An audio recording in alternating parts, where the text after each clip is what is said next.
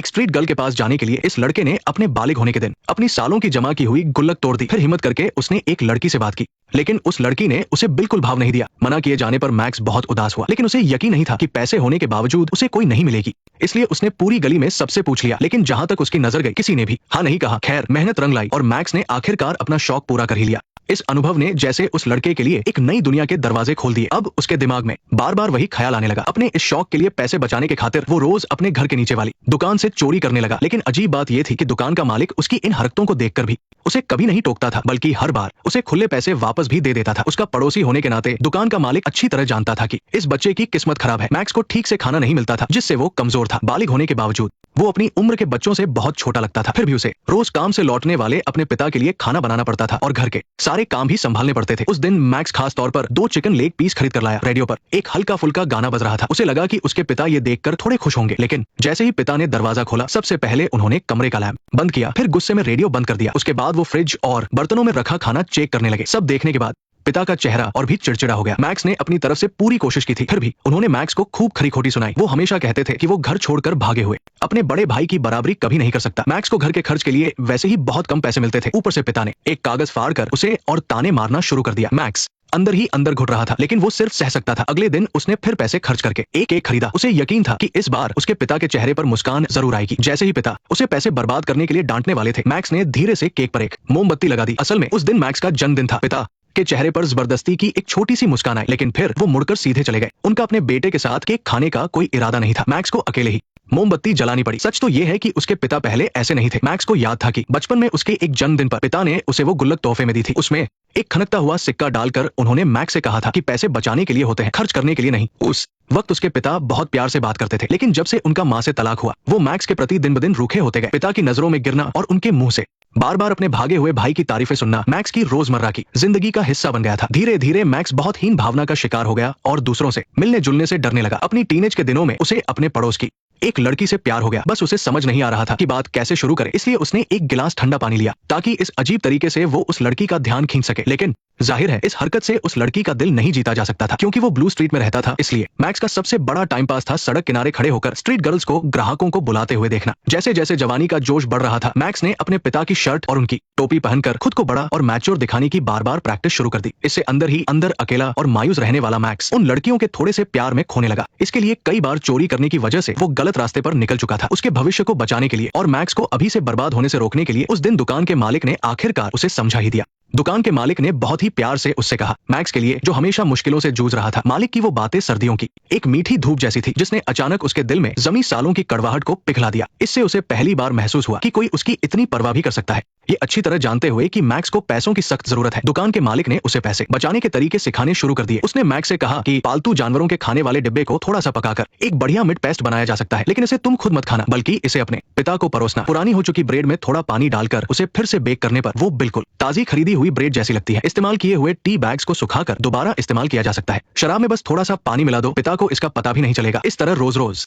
ऐसा करने से मैक्स अपने पिता से मिलने वाले घर खर्च के पैसों में से अच्छी खासी रकम बचा सकता था। ये बात सच साबित हुई और पिता को कुछ भी शक नहीं हुआ। अल्बर्ट के सिखाए तरीके को आजमाते हुए मैक्स ने बिल्ली के खाने से बनी डिश बनाकर मेज पर परोस दी। उसका दिल जोरों से धड़क रहा था, लेकिन शुक्र है पिता ने उसे पास से कई बार सूंघा, पर खाने के बाद भी उन्हें कोई शक नहीं हुआ। यहाँ तक कि उन्होंने तारीफ भी की कि इसका स्वाद बहुत अच्छा है। मेज पर शराब और मीट देखकर पिता का मूड साफ तौर पर बहुत अच्छा हो गया था और उन्होंने एक टुकड़ा काटकर मैक्स को भी चखने के लिए दिया। पिता के कुछ समझ पाने से पहले ही मैक्स भागकर सीधा बाथरूम में घुस गया। जैसा सोचा था वैसा ही हुआ। पिता का पेट जल्द ही खराब हो गया। पिता बाहर से कितना भी चिल्लाते रहे, लेकिन मैक्स ने दरवाजा खोलने का नाम तक नहीं लिया। मैक्स अंदर से डरा हुआ भी था और थोड़ा एक्साइटेड भी, क्योंकि अपने पिता के लिए उसके मन में मिलीजुली भावनाएं थी और वो सिर्फ इसी तरह से अपने दिल का गुस्सा बाहर निकाल सकता था। इस तरह मैक्स अपने बचाए हुए पैसों से सड़क पर और भी लड़कियों के पास जाने लगा। लेकिन ये पल भर की खुशी ज्यादा देर तक नहीं टिकती। अपने परिवार के बुरे माहौल का असर उस पर इतना गहरा था कि मैक्स कभी भी सच्ची खुशी महसूस नहीं कर पाया। धीरे धीरे मैक्स और अल्बर्ट की दोस्ती भी गहरी होने लगी।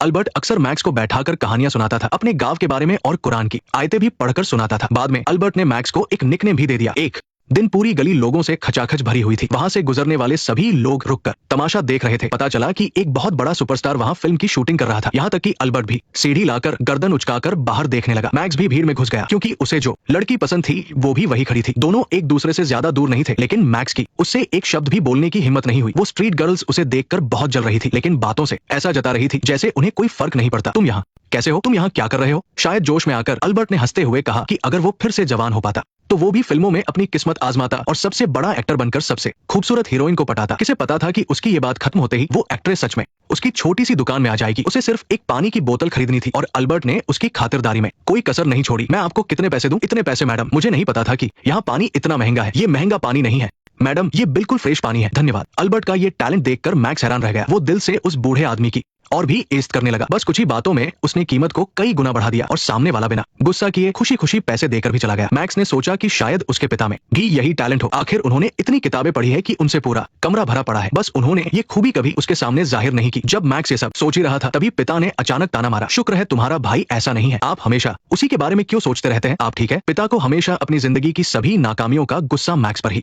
निकालने और उसे ताने मारने की आदत थी, इसलिए मैक्स के चेहरे पर बहुत कम हंसी देखने को मिलती थी। अल्बर्ट ने ये बात नोटिस कर ली थी। मैक्स को लगता था कि अल्बर्ट इसलिए हर दिन हंसता मुस्कुराता रहता है क्योंकि उसके पास पैसे हैं। वो तो ये भी सोचता था कि हंसने का हक सिर्फ अमीरों को ही है, क्योंकि उसके पिता ने उससे कहा था कि पैसे होने से इंसान खुश रहता है और वो अमीर लोग सच में हमेशा मुस्कुराते हुए नजर आते थे। लेकिन अल्बर्ट की सोच बिल्कुल उल्टी थी। उसका मानना था कि मुस्कुराने से ही खुशी मिलती है, न कि खुश होने के बाद ही इंसान को मुस्कुराने का हक मिलता है। अल्बर्ट के कहने पर मैक्स ने बड़ी मुश्किल से अपने चेहरे पर एक झूठी सी मुस्कान लाने की कोशिश की। फिर अल्बर्ट ने उसे एक बढ़िया अचार और मीट का डिब्बा दिया। उस पल मैक्स को अचानक महसूस हुआ कि खुशी पाना भी कितना आसान हो सकता है और जल्द ही ये मुस्कान सच में उसके काम आ गई। क्लास में एक बार टीचर ने एक मैथ का सवाल पूछा जिसे उन्होंने कई बार समझाया था। जब मैक्स की बारी आई तो उसे जवाब बिल्कुल नहीं सूझ रहा था। अगर पहले का वक्त होता तो वो जरूर अपना सिर झुकाकर चुपचाप खड़ा रहता और फिर उसे अच्छी खासी डांट खानी पड़ती। लेकिन इस बार मैक्स ने टीचर की तरफ देखकर मुस्कुराना बेहतर समझा। उसे उम्मीद नहीं थी कि सिर्फ एक छोटी सी मुस्कान की वजह से टीचर का बर्ताव बिल्कुल बदल जाएगा। इससे पहले जो स्ट्रीट गर्ल मैक्स को भाव तक नहीं देती थी, वो भी उसके चेहरे की उस भोली सी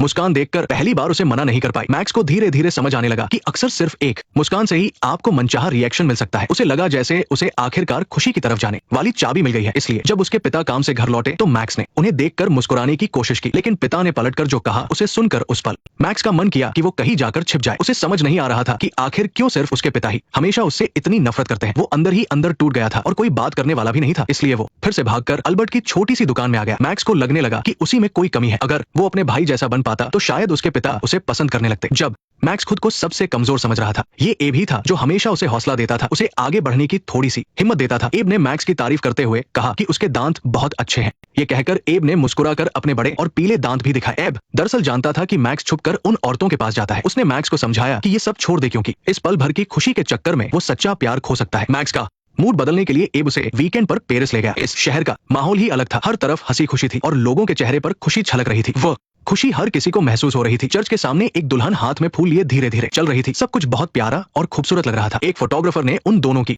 एक साथ फोटो भी खींची। फोटो में दोनों बहुत खुश लग रहे थे, बिल्कुल एक सगे बाप बेटे की तरह। मैक्स सोचने लगा कि अगर वो पेरिस में रह पाता तो जिंदगी कितनी मजेदार होती। ये बहुत सुंदर है। ये मेरे लिए नहीं है, इसकी सुंदरता कहाँ है?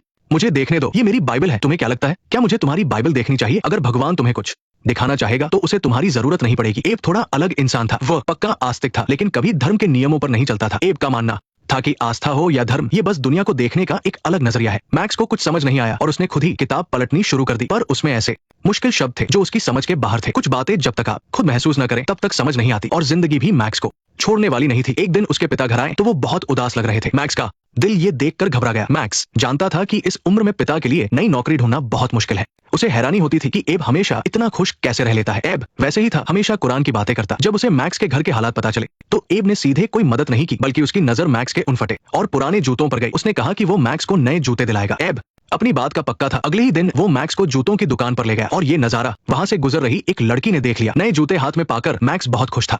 एक जोड़ी नए जूतों ने मानो उस लड़के में एक गजब का आत्मविश्वास भर दिया था। लेकिन जब मैक्स बड़ी खुशी के साथ घर लौटा तो उसकी सारी खुशी छिन गई। मेज पर थोड़े पैसे और एक अलविदा वाली चिट्ठी रखी थी। मुझे माफ कर देना, मैं जा रहा हूँ। मुझमें एक पिता होने के लायक कुछ भी नहीं है। शायद हम फिर कभी मिले। आगे चलकर जब तुम बड़े हो जाओगे तो तुम मुझे माफ कर दोगे। मैंने खाने की मेज पर पैसे और उन लोगों की लिस्ट रख दी है जिनसे तुम्हें बात करनी है, वो तुम्हारा अच्छे से ख्याल रखेंगे, अलविदा। पिता अचानक चुपचाप चले गए थे और पीछे बस एक चिट्ठी छोड़ गए थे। मैक्स ने वो जानी पहचानी हैट उठाई और पहन ली, लेकिन जिस बेंच पर वो इंतजार करता था वहाँ अब कोई नहीं था। मैक्स को अपने पिता से बहुत नफरत हो रही थी, लेकिन उसकी आंखों से आंसू नहीं निकल रहे थे। उसने उस हैट को गुस्से में मरोड़ दिया, बिल्कुल उसके दिल की तरह जिसे जिंदगी ने बुरी तरह कुचल दिया था। वो दर्द में था पर कुछ कर नहीं सकता था, मानो पूरी दुनिया के रंग ही उड़ गए हो। तभी एक आवाज सुनकर उसने देखा कि एक लड़की धूप में मजे से डांस कर रही है। मैक्स किसी खिंचाव से उसकी तरफ चला गया। लड़की ने उसकी तरफ हाथ बढ़ाया और साथ डांस करने को कहा। दोनों बस डांस करने लगे। मैक्स को खुद नहीं पता था कि वो डांस क्यों कर रहा है। शायद वो उस लड़की के थोड़ा करीब आना चाहता था, या शायद बस अपने दर्द से कुछ पल के लिए दूर होना चाहता था। एब ने कोई सवाल नहीं पूछा और ना ही कुछ कहा, बस रात को चुपचाप मैक्स को एक नई कुरान थमा दी, जैसे बिना बोले ये कह रहा हो कि उसकी जिंदगी का असली रास्ता तो अब शुरू हुआ है। पर मैक्स का मन इस किताब की गहरी बातों में कहाँ लगने वाला था। उसका पूरा ध्यान तो नीचे डांस कर रही उस लड़की पर ही अटका था। लड़की के माता पिता की नजरों से बचकर वे दोनों चुपचाप अंधेरी सीढ़ियों में डांस करने लगे। मैक्स खुद को उसे किस करने से रोक नहीं पाया। मैक्स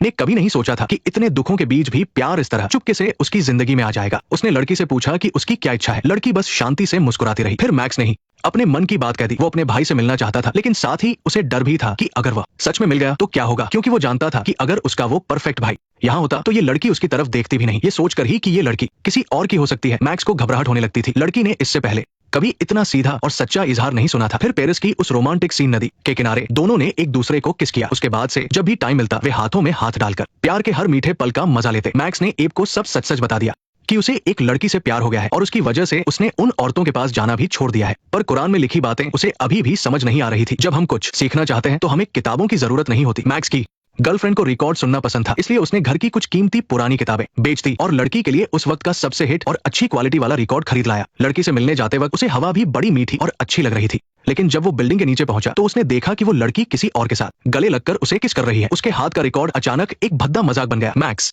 ने गुस्से में वो रिकॉर्ड लड़की की तरफ जोर से फेंका। रिकॉर्ड के टुकड़े टुकड़े हो गए और साथ ही उसका प्यार भी टूट गया। मैक्स को लगा कि वो जिंदगी भर अपने भाई की परछाई से बाहर नहीं निकल पाएगा। भले ही उसका भाई बस पिता की बातों में था, फिर भी कोई न कोई उस भाई जैसा आकर उसके हिस्से का प्यार छीन ही लेता था। इससे कोई फर्क नहीं पड़ता, तुम्हारा उसके लिए जो प्यार है वो तुम्हारा है, वो तुम्हारा ही रहेगा। भले ही वो तुम्हें मना कर दे, फिर भी वो तुम्हारी जगह नहीं ले सकती और ना ही तुम्हारा इस्तेमाल कर सकती है। यही तुमने उसे दिया है, ये हमेशा के लिए तुम्हारा है। एब के पास हमेशा असीमित ज्ञान होता था, चाहे कुछ भी हो जाए उसके पास हमेशा कहने को कोई समझदारी की बात होती थी। इससे मैक्स के मन में सवाल आया कि क्या एब की कोई पत्नी है। उसने उसे कभी क्यों नहीं देखा। एब ने बस हल्के से जवाब दिया कि उसकी पत्नी उसके होम टाउन में ही है। इससे ज्यादा उसने कुछ नहीं बताया। मैंने तुम्हें जवाब नहीं दिया और तुमने भी मुझे जवाब नहीं दिया, बात एक ही है। लेकिन समझदारी की बातें कितनी भी कर लो, एक जवान और गुस्से वाले इंसान को समझाना मुश्किल होता है। जब वे दोनों फिर से मिले तो मैक्स ने लड़की का हाथ पकड़ लिया। वो पूछना चाहता था कि आखिर उसका मन क्यों बदल गया। मैंने तुम्हें उसके साथ देखा, मैं जानती हूँ। तो क्या हुआ? मैं तुम्हारे साथ नहीं रहना चाहती। क्यों? क्यों? तुम पागल हो गए हो। मुझे छोड़ो, मैं तुम्हें फिर कभी नहीं देखना चाहती। सब खत्म हो गया। मैक्स वही का वही सुन्न खड़ा रह गया। सारी अच्छी यादें जैसे कल की ही बात लग रही थी और पल भर में दोनों एक दूसरे के लिए अजनबी बन गए थे। वे आम दोस्त भी नहीं बन सकते थे।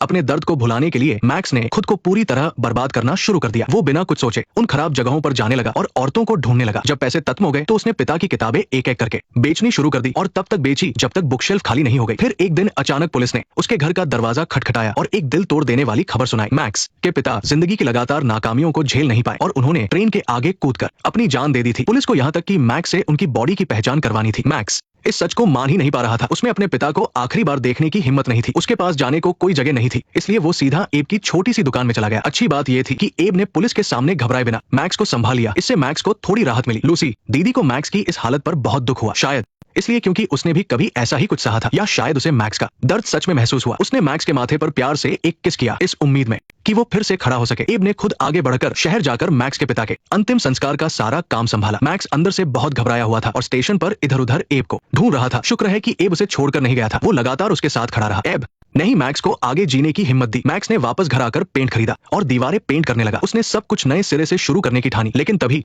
एक अनजान औरत अचानक उसके दरवाजे पर आई। उसने कहा कि वो मैक्स की माँ है और अपने बच्चे को ढूंढने यहाँ तक आई है, जिस माँ से वो दिन रात मिलने की उम्मीद करता था। वो उसके ठीक सामने खड़ी थी, पर मैक्स आगे बढ़कर उससे गले नहीं मिला। उसने झूठ कहा कि वो तो बस एक पेंटर है। असली मैक्स यहाँ से बहुत पहले जा चुका है। उसे यकीन नहीं हुआ कि उसकी माँ भी अपने सामने खड़े अपने ही बेटे को पहचान नहीं पाई। पर जब वो वापस जा रही थी और बार बार पीछे मुड़कर देख रही थी, शायद उसके दिल ने उसे पहचान लिया था, लेकिन वो भी आगे बढ़ने की हिम्मत नहीं कर पाई। उनकी बातों से मैक्स को अनजाने में एक चौंकाने वाली बात पता चली। असल में उसका कोई भाई था ही नहीं, वो अपने माता पिता की इकलौती औलाद था। वो परफेक्ट भाई बस उसके पिता का बोला हुआ एक झूठ था, ताकि वो उसे हमेशा नीचा दिखा सके। मैक्स का दिल पूरी तरह टूट गया था। अब मैक्स के पास भरोसा करने लायक बस एब ही बचा था। उसने एब से मिन्नत की कि क्या वो उसे अपने पास रख सकता है। एब जैसे बहुत समय से इस बात का इंतजार कर रहा था। उसने उसी वक्त आकर दी। उसने ये भी कहा कि वो मैक्स को अपने होम टाउन ले जाएगा और उसे अपनी पत्नी से मिलवाएगा। हालांकि दोनों का देश और धर्म अलग अलग था, जिससे गोद लेने की कागजी कार्रवाई बहुत मुश्किल हो गई थी। पर अच्छी बात यह थी कि एब को कोई जल्दी नहीं थी। उसने सब कुछ धीरे धीरे किया और आखिर में सारे कागजात पूरे हो ही गए। शान से घर वापस लौटना एक तरह से इस बात का जश्न मनाना था कि आखिरकार उसका एक बच्चा है। एबेल ने बहुत सारे पैसे खर्च करके एक बड़ी लाल रंग की स्पोर्ट्स कार खरीद ली। लेकिन मजे की बात तो ये थी कि एबेल को गाड़ी चलानी नहीं आती थी। आजकल की गाड़ियां उन गाड़ियों से बिल्कुल अलग थी जो वो अपनी जवानी में चलाया करता था। कार खरीदते समय उसने सेल्समैन को जो ड्राइविंग लाइसेंस दिखाया था वो दरअसल एक दोस्त की भेजी हुई एक चिट्ठी थी। उसे पता था कि वो सेल्समैन अरबी भाषा बिल्कुल नहीं पढ़ पाएगा। अब और कोई रास्ता नहीं था। इस उम्र में एबेल को चुपचाप जाकर ड्राइविंग सीखनी पड़ी और लाइसेंस का टेस्ट देना पड़ा। एक्सीलेटर और ब्रेक में फर्क करना तो दूर की बात है, वो ट्रैफिक साइन देखते ही भूल जाता था। चाहे वो कुछ भी कर ले, उसे कुछ याद नहीं रहता था। अच्छी बात ये थी कि टेस्ट के समय किसी को साथ बैठने की इजाजत थी। मोजेस पीछे की सीट से लगातार धीरे धीरे उसे बता रहा था और एबेल को किसी तरह लाइसेंस मिल ही गया। साल भर कभी बंद न होने वाली वो छोटी सी दुकान आखिरकार बंद हो गई। सब कुछ समेट लिया गया था। एक बार जाने के बाद पता नहीं कब वापसी होगी, इसलिए मोजेस खास तौर पर उन लोगों से मिलने गया जो उसके बड़े होने में उसके साथ थे और जिन्होंने उसकी जिंदगी पर गहरी छाप छोड़ी थी। उसने उन सब से विदाई ली। बेशक वो उस लड़की को भी एक बार फिर अलविदा कहना चाहता था। मोजेस उछलकर कार में बैठ गया और इंजन की तेज आवाज के साथ उन दोनों का सफर शुरू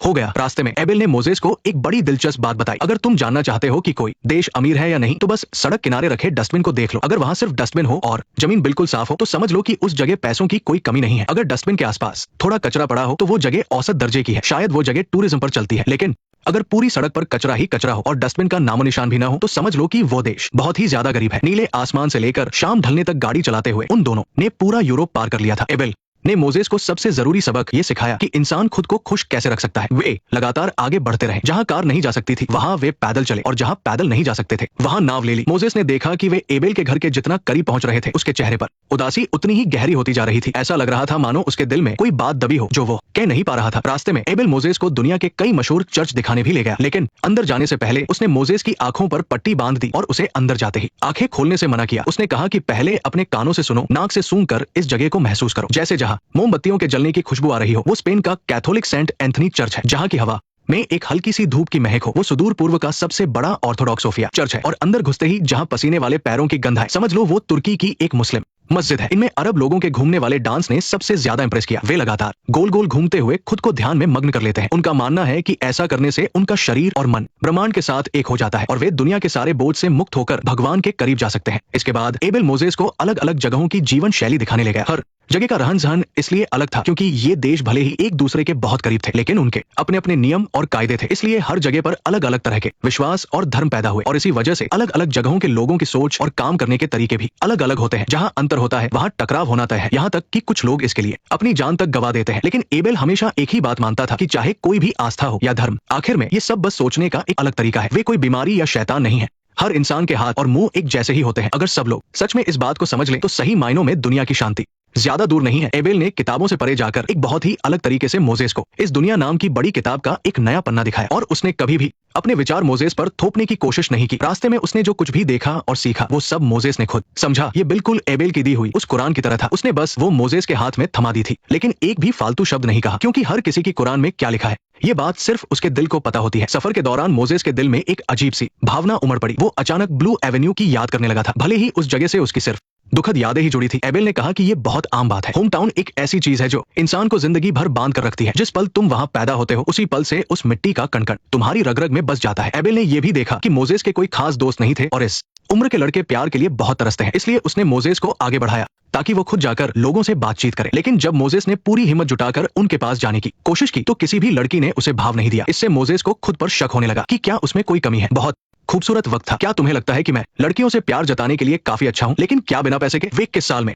तुम्हारे लिए पैसे देंगी? फिलहाल तो चीजें ठीक नहीं चल रही है, तो तुम उनके बारे में क्या सोचते हो? तुम उन्हें अपने दिल में बसा लो और बताओ कि देखो मैं कितना हैंडसम हूँ। तब जाहिर है कि वे तुम पर हंसेंगी। तुम्हें उनकी तरफ देखकर कहना चाहिए कि मैंने तुम लोगों से ज्यादा खूबसूरत लड़की आज तक नहीं देखी। एबेल ने मोजेस को समझाते हुए कहा कि हमारे जैसे आम आदमी कोई बड़े सुपरस्टार या बहुत हैंडसम तो है नहीं। सच कहूँ तो हम बस इस आम जनता का ही हिस्सा है। इसलिए एक आदमी की पहचान उसके आसपास की औरतों से ही बनती है। एक आदमी शुरू में बस एक पत्थर की तरह होता है, फिर धीरे धीरे वो एक पौधे में बदलता है। और आखिर में जाकर एक अट्रैक्टिव इंसान बनता है। सफर में आगे बढ़ने पर रास्ते के नजारे और भी सुनसान होते गए। वे आखिरकार एबेल के घर पहुंच गए। वो एक ऐसा गांव था जो बहुत ही ज्यादा सुनसान और पिछड़ा हुआ था। मोजेस सोच भी नहीं सकता था कि जिस बुजुर्ग से इतनी समझदारी झलकती है वो ऐसी जगह से आया होगा। चलते चलते एबेल अचानक रुक गया। उसे यहाँ से गए हुए काफी साल हो गए थे। उसका घर अब कैसा होगा उसे इस बात का बिल्कुल अंदाजा नहीं था। शायद उसके घर वाले अब दुनिया में न हो, या शायद वे उसे पहचान ही न पाए। एबेल नहीं चाहता था कि मोजेस उसकी इस कमजोरी को देखे, इसलिए उसने सोचा कि वो पहले अकेले जाकर देखेगा। वहीं मोजेस जैसे ही कार से उतरा, वहां के बच्चों ने उसे चारों तरफ से घेर लिया। बच्चे इस नए अजनबी चेहरे को देखकर बहुत हैरान थे। दोनों की भाषा बिल्कुल अलग थी। मोजेस को उनकी एक भी बात समझ नहीं आ रही थी कि वे आपस में क्या बात कर रहे हैं, इसलिए उसने बस मुस्कुराते हुए अपना कैमरा निकाला और एक एक करके बच्चों की फोटो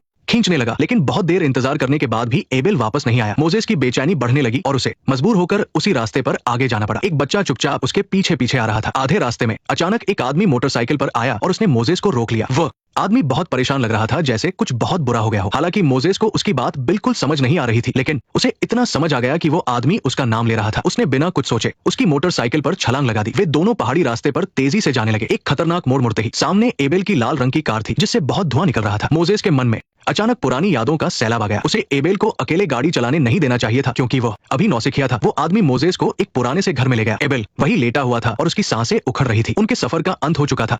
मोजेस को ये बात बिल्कुल मंजूर नहीं थी। वो एबेल को इस तरह जाते हुए नहीं देखना चाहता था। रिपोर्टर एबेल को लगा कि अब वो बूढ़ा हो चला है, उसकी जिंदगी पूरी हो चुकी थी और उसे अब कोई मलाल नहीं था। सच तो यह है कि एबेल की पत्नी का देहांत बहुत साल पहले ही हो चुका था। दुख की बात यह थी कि उस वक्त भी एबेल का उसके लिए प्यार बहुत गहरा था। शुक्र है कि अब वो आखिरकार अपने होम टाउन वापस आ गया था और जल्द ही अपनी पत्नी से मिल सकेगा। एबेल ने कहा कि उसे भी ब्लू एवेन्यू बहुत पसंद था। भले ही वो सड़क नीले रंग की नहीं थी, क्योंकि उसकी जिंदगी में कोई बच्चा नहीं था, लेकिन वहाँ उसे मोजेस मिल गया। एबेल ने मोजेस से कहा कि वो कभी सच में खत्म नहीं होगी। वो इस ब्रह्मांड का हिस्सा बन जाएगी और हमेशा किसी न किसी जगह से मोजेस की रक्षा करेगी। बाद में एबेल ने अपनी सारी प्रॉपर्टी मोजेस के नाम कर दी, जिसमें वह कुरान भी शामिल थी। मोजेस ने कांपते हाथों से उस पुरानी और पीली पड़ चुकी कुरान को खोला, जिसके बारे में एबेल जीते जी हमेशा बात किया करता था। किताब के पन्नों के बीच एक बहुत ही साधारण दिखने वाला लेकिन बेहद प्यारा सा आर्किड का फूल रखा था। उस पल मोजेस को आखिरकार समझ आ गया कि इस दुनिया में सच में सबसे कीमती चीज क्या होती है। न जाने कितने साल बीत गए। ब्लू एवेन्यू पर एक और किराने की दुकान खुल गई थी। हमेशा एक छोटा सा लड़का दुकान में भागता हुआ आता और कुछ न कुछ चुरा ले जाता, लेकिन दुकान का मालिक उसे कभी नहीं टोकता था, एक पल के लिए भी नहीं।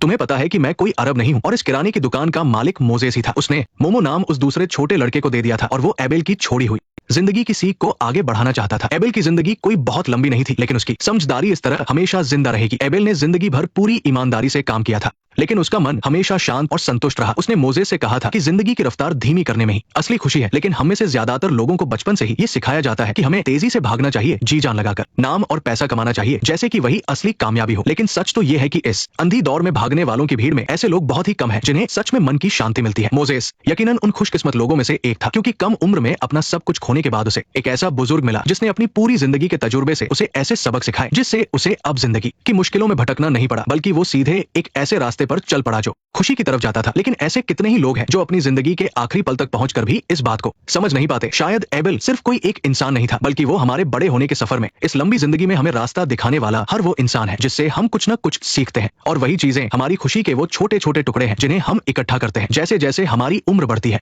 ये सारे टुकड़े मिलकर आखिरकार खुशी का ताला खोलने वाली चाबी बन जाएंगे। और उस वक्त तुम भी एबेल बन जाओगे, जो अपनी इस समझदारी को उस बच्चे को देगा जिसे जिंदगी ने बहुत दर्द दिया है, लेकिन जिसे खुश रहने का पूरा हक है। और शायद वो सीख तुम अपने उस बीते हुए कल को भी दोगे, जिसे हमेशा से खुश होना चाहिए।